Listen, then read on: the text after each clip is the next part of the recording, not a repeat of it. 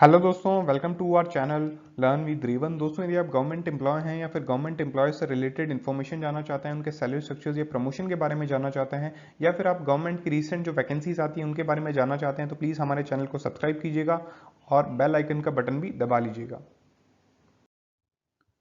दोस्तों, रेल कर्मचारियों द्वारा अपने सेवाकाल के दौरान विभिन्न प्रकार के अवकाश लिए जा सकते हैं, जो कि रेल अवकाश नियम 1949 के अंतर्गत आते हैं। जितने भी रेलवे एम्प्लॉयज हैं जो छुट्टी लेते हैं, जो उनकी जो छुट्टी का डिटेल दे रखा है या फिर किसी भी कानून या रूल्स में लिख रखे हैं, वो रूल्स है रेलवे लीव रूल्स 1949, रेलवे अवकाश नियम 1949। और ये जो लीव्स हम डिस्कस करेंगे, इनमें से कुछ लीव्स ऐसी होगी जो सेंट्रल सिविलियन या स्टेट सिविलियन एम्प्लॉयज पर भी लागू होती है, उन्हें भी लगभग सेम इसी प्रकार की लीव्स है वो मिलती है। अवकाश किसी भी कर्मचारी का अधिकार नहीं है, इसे प्राधिकारी द्वारा स्वीकृत या अस्वीकृत किया जा सकता है। जब भी लीव रूल्स की बात होती है या कोई भी कानून जो लीव के बारे में, छुट्टियों के बारे में बताता है, तो उसमें एक लाइन स्पष्ट लिखी हुई होती है कि leave is not your right, ये आपका अधिकार नहीं है। जब ये आपका अधिकार बन जाता है तो आप कैसे भी उसको क्लेम कर सकते हैं, लेकिन अवकाश आपका राइट या अधिकार नहीं है। इससे जो प्राधिकारी होता है, जो भी आपका सीनियर होता है, सुपीरियर होता है, सुपरवाइजर होता है या इंचार्ज होता है, उसके द्वारा एक्सेप्ट या रिजेक्ट किया जा सकता है, यानी leave is not your right. अवकाश के प्रकार अब हम जानेंगे कौन कौन से टाइप की लीव्स या कौन कौन से प्रकार के अवकाश होते हैं। सबसे पहला आता है लीव ऑन एवरेज पे, जिसे औसत अर्जित अवकाश कहते हैं। इसे एलएपी या एलपी या पीएल या ईएल कहा जाता है। सेकंड आती है लीव ऑन हाफ एवरेज पे, अर्ध वेतन अवकाश, इसे एलएचएपी कहा जाता है या यूजुअली लोग इसे मेडिकल लीव के नाम से जानते हैं। तीसरा स्पेशल डिसेबिलिटी लीव होती है, जिसे विशेष अशक्तता भत्ता कहते हैं। फोर्थ आती है हॉस्पिटल लीव, जिसे अस्पताल छुट्टी भी कहा जाता है। फिफ्थ होती है लीव नॉट ड्यू, अनअर्जित अवकाश। सिक्स होती है मैटरनिटी लीव, जिसे प्रसूति अवकाश भी कहा जाता है। सेवेंथ होती है एक्स्ट्रा ऑर्डिनरी लीव, जिसे ईओएल या फिर असाधारण अवकाश कहा जाता है। एट्थ होती है चाइल्ड एडॉप्शन लीव, बाल दत्तक ग्रहण अवकाश। When you adopt a child, जब आप किसी चाइल्ड को अडॉप्ट करते हैं तो फीमेल को ये मिलती है। नाइन्थ होती है पैटर्निटी लीव, पितृत्व अवकाश।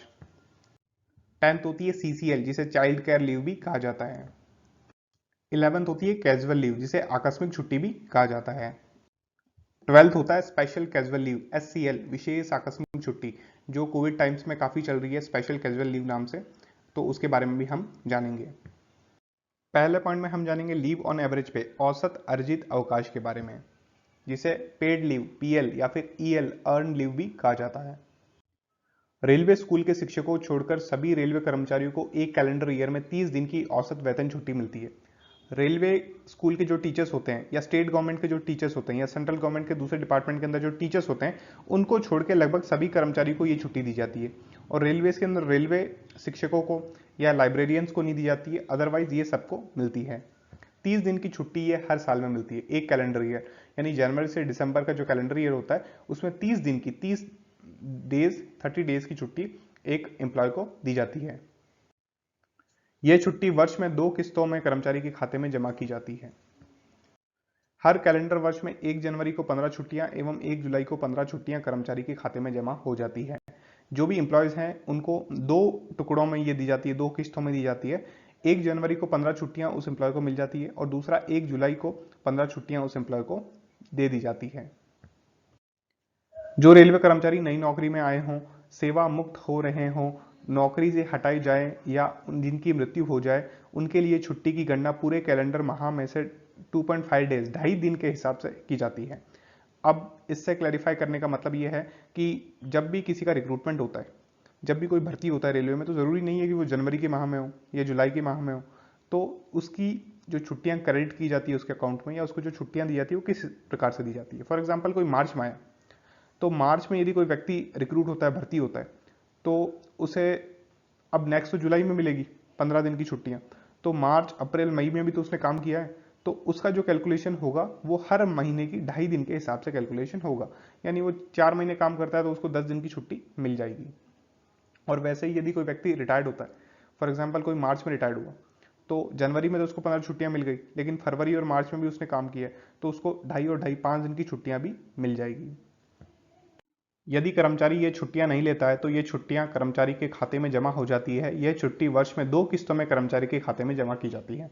जैसा कि मैंने आपको बताया कि ये जो छुट्टियां होती है ये लैप्स नहीं होती है। जैसे कैजुअल लीव होती है, सीएल होती है, वो लैप्स हो जाती है, हर साल के बाद लैप्स हो जाती है, चाहे आप लो या ना लो। वैसे ही ये जो छुट्टियां होती है इन्हें आप जमा कर सकते हैं ड्यूरिंग योर होल सर्विस, आप पूरी सेवा के दौरान इसे जमा कर सकते हैं। अधिकतम 300 दिन की औसत वेतन छुट्टी या एलएपी जमा की जा सकती है। जो लिमिट है एलएपी की जमा करने की या पेड लीव को जमा करने की वो 300 दिन है। यानी 10 साल यदि आप एक भी एलएपी पेड लीव नहीं लेते हैं तो 10 साल के अंदर आपकी 300 दिन की औसत वेतन छुट्टी या लीव ऑन एवरेज पे जमा हो सकती है। एक बार में अधिकतम 180 दिन की छुट्टियां दी जा सकती है। जो भी आपके सुपीरियर ऑफिसर्स हैं या सीनियर जो ऑफिशियल्स हैं उनकी परमिशन से 180 दिन यानी 6 महीने तक आप ये छुट्टियां अवेल कर सकते हैं कॉन्टिन्यूस। रिटायरमेंट के समय यदि कर्मचारी के खाते में एलएपी है तो एलएपी के बदले में पैसे मिल जाते हैं। जैसा कि मैंने आपको पिछले वीडियो में बताया था कि जो छुट्टियां हैं, छुट्टी जो है उसे आप जमा करते हैं तो at the time of retirement आपको उसका बेनिफिट मिलता है, उसके बदले में आपको पैसे दे दिए जाते हैं। तो अभी तक आपने वो वीडियो नहीं देखा है तो ऊपर राइट साइड में आई बटन में जाके आप वो वीडियो देख सकते हैं। और एलएपी का मतलब, लीव ऑन एवरेज पे का मतलब ये होता है कि जो आपकी नॉर्मल पे है विदाउट अलाउंसेस वो आपको दे दी जाती है जब आप छुट्टी पे होते हैं तब। सेकंड टाइप की छुट्टी है लीव ऑन हाफ एवरेज पे, अर्ध वेतन अवकाश। सभी रेलवे कर्मचारियों को एक कैलेंडर ईयर में 20 दिन की आधे वेतन की छुट्टी मिलती है। एलएपी मिलती है या पेड लीव मिलती है 30, लेकिन यह मिलती है 20 दिन की छुट्टी। हर कैलेंडर वर्ष में 1 जनवरी को 10 छुट्टियां एवं 1 जुलाई को 10 छुट्टियां कर्मचारी के खाते में जमा हो जाती है। हर कैलेंडर ईयर में 2 किस्तों में मिलती है, जैसे कि आपको पेड लीव पीएल दी जाती है वैसे ही है। 1 जनवरी को 10 छुट्टियां एवं 1 जुलाई को 10 छुट्टियां कर्मचारी के अकाउंट में क्रेडिट की जाती है। जो रेलवे कर्मचारी नई नौकरी में आए हों, सेवा मुक्त हो रहे हों, नौकरी से हटाए जाए या जिनकी मृत्यु हो जाए, उनके लिए छुट्टी की गणना पूरे कैलेंडर माह में से 5/3 5/3 दिन के हिसाब से की जाती है। एक महीने में उन्हें 5/3 छुट्टी मिलती है तो उस हिसाब से उनकी कैलकुलेशन की जाती है। यह एक बार में 24 माह तक ली जा सकती है। जो लीव ऑन हाफ एवरेज पे होता है, एलएचएपी होती है या अर्ध वेतन अवकाश होता है, इसे एक बार में 24 माह तक लगातार लिया जा सकता है। एलएचएपी को ही मेडिकल लीव के नाम से आप लोग जानते हैं। इसे निजी कार्य या मेडिकल सर्टिफिकेट के आधार पर लिया जा सकता है।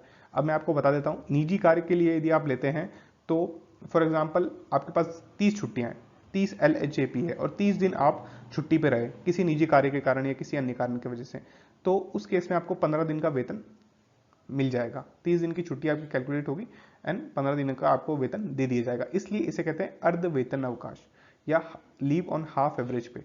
यानी एक महीने की तनख्वाह आपकी बनती है 50,000 रुपए और एक महीने आप छुट्टी पे रहे और आपके पास 30 एलएचएपी आप लेते हैं, अप्लाई करते हैं लीव ऑन हाफ एवरेज पे के लिए, तो उस केस के अंदर 30 एलएचएपी आपकी कट जाएगी और आपका जो एवरेज पे है वो 50,000 है तो उसका आधा यानी 25,000 रुपए आपके खाते में सैलरी आ जाएगी। लेकिन यदि आप इसे मेडिकल सर्टिफिकेट के आधार पर लेते हैं तो उस केस के अंदर क्या होगा कि आपकी जो छुट्टियां हैं वो 60 है आपके पास अवेलेबल आपके अकाउंट में, ठीक है, और आपने छुट्टियां ली है 30 दिन की और आपने मेडिकल सर्टिफिकेट उनको दिखा दिया कि मैं मेडिकल अनफिट था या बीमार था या जो भी है, तो उस केस में आपके 60 दिन की छुट्टियां काट ली जाएगी और पूरे माह का वेतन आपको दे दिया जाएगा। एलएचईपी कितनी भी जमा की जा सकती है, जैसे कि पता है कि एलएपी लीव ऑन एवरेज पे या पेड लीव की जो लिमिट है वो 300 है, 300 उसकी एक लिमिट है या 300 सीलिंग लिमिट है। लेकिन एलएचएपी लीव ऑन हाफ एवरेज पे की कोई लिमिट नहीं है, आप इसे कितनी भी जमा कर सकते हैं। रिटायरमेंट के समय यदि कर्मचारी के खाते में एलएचएपी है तो एलएचएपी के बदले में भी पैसे मिल जाते हैं। यदि आपके अकाउंट में at the time of retirement leave on half average पे भी है तो उस केस में भी आपको इसके बदले में पैसे दे दिए जाते हैं। और इसका पूरा क्लैरिफिकेशन आपको मेरे पिछले वाले वीडियो में मिल जाएगा, जिसका लिंक मैंने डिस्क्रिप्शन में दे रखा है और ऊपर आई बटन में जाके वो वीडियो आप देख सकते हैं। थर्ड लीव हम डिस्कस करेंगे स्पेशल डिसेबिलिटी लीव, विशेष अशक्तता अवकाश। यह अवकाश सभी रेलवे कर्मचारियों को स्वीकृत की जा सकता है जो अपनी पदीय स्थिति के कारण शारीरिक रूप से असक्षम हो जाते हैं। जो भी एम्प्लॉयज अपनी जो ड्यूटी है उसकी वजह से शारीरिक रूप से असक्षम हो जाते हैं, स्पेशली डिसेबल हो जाते हैं, तो उस केस में यह लीव वह अवेल कर सकते हैं। यह छुट्टी प्राधिकृत मेडिकल ऑफिसर द्वारा प्रमाणित अवधि के लिए ही होगी, परंतु एक अशक्तता के लिए 24 माह तक सीमित रहेगी तथा इसे ड्यूटी के रूप में गिना जाएगा। जो भी कॉम्पिटेंट मेडिकल ऑफिसर हो, जो भी ऑथराइज्ड मेडिकल ऑफिसर हो, उस छुट्टी को देने के लिए, चाहे वो एडीएमओ हो, डीएमओ, सीनियर डीएमओ, एसीएमएस, कोई भी हो, तो वह 24 माह तक, एक डिसेबिलिटी के लिए 24 महीने तक या 2 साल तक के लिए वह छुट्टी प्रदान कर सकता है। और ड्यूरिंग दिस 24 मंथ्स ये एज अ ड्यूटी काउंट होगा, ड्यूटी के रूप में गिना जाएगा। कर्मचारियों को इस अवकाश के प्रथम 120 दिनों तक अवकाश वेतन औसत अर्जित वेतन अवकाश के एवज में देय वेतन के बराबर होगा तथा शेष अवधि के लिए अर्ध औसत अर्जित वेतन अवकाश के बराबर होगा। जो भी एम्प्लॉयज हैं, यदि वो स्पेशल डिसेबिलिटी लीव लेते हैं, यदि वो डिसेबल हो जाते हैं किसी भी ऑफिशियल ड्यूटी के कारण, तो उस केस में 4 महीने तक 120 दिन तक तो उनको फुल पे मिलेगा। जैसा कि हमने लीव ऑन एवरेज पे जाना ना कि लीव ऑन एवरेज पे यानी जितना भी उनका एवरेज पे है उसके अकॉर्डिंग उन्हें पैसा मिलता है, तो 120 दिन तक तो उन्हें LAP लीव ऑन एवरेज पे के अकॉर्डिंग फुल पैसा मिलेगा। लेकिन जो बाकी का टाइम होगा, बाकी के जितने भी महीने होंगे, उस टाइम उन्हें लीव ऑन हाफ एवरेज पे के अकॉर्डिंग पैसे दिए जाएंगे या वेतन दिया जाएगा। यदि कर्मचारी श्रमिकों के हर्जाने के कानून से संचालित है तो ऐसी दशा में इस नियम के अंतर्गत देय अवकाश वेतन में से उसे भुगतान की गई पाक्षिक हर्जाने की राशि को कम कर दिया जाएगा। यदि जो भी एम्प्लॉय है वह जो वर्कमैन कंपनसेशन एक्ट 1923 है, 1923 का जो कानून है, उस केस में हमारे पास जो एम्प्लॉयज हैं उनके पास ये राइट होता है कि वह कंपनसेशन ले सकते हैं। किससे ले सकते हैं? एम्प्लॉयर से। तो यदि वह कंपनसेशन लेते हैं तो उस केस में जो भी उन्हें कंपनसेशन मिलता है तो वह राशि लीव्स का जो पैसा मिलता है उसमें से एडजस्ट हो जाएगा और आपको लीव्स का पैसा कम दिया जाएगा यदि आप कंपनसेशन लेते हैं तो उस केस के अंदर। दोस्तों, हमने 3 लीव्स आज के इस वीडियो में डिस्कस की है। आपको हमारा वीडियो अच्छा लगा तो प्लीज वीडियो को लाइक कीजिएगा और नेक्स्ट लीव्स भी आप जानना चाहते हैं तो प्लीज कमेंट बॉक्स में लिख दीजिए। I will make a different video, new video on the rest leaves. Thank you.